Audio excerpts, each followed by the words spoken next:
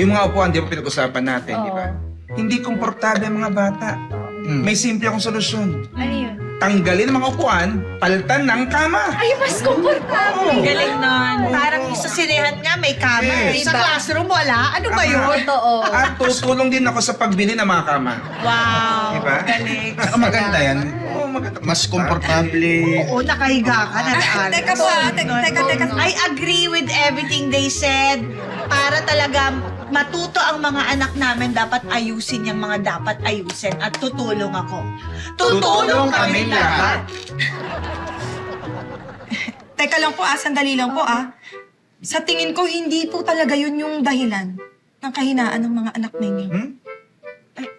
Anong dahilan? Base po kasi sa mga suggestion ninyo, kaya mahina ang mga ulo nila. Ay dahil nagmana po silang lahat sa inyo. Ano, Teacher Grace? Aba, mabigat yung mga paratang mo, ha? Ang ibig mo ba sabihin? Hindi namin kailangan tumulong sa pagpapaayos ng classroom? Oo nga. Oo, ano ba? No? Okay yun? Oo. Teacher Grace, thank you so much. Yes, at For your least, cooperation. That was good, no? Hello, Direk. nakuha tayo ng maayos na suggestion. Paano si Teacher Grace, maraming salamat, ha? Thank you. Isa pa, ganda ng usap ko. Okay ka lang pa dyan?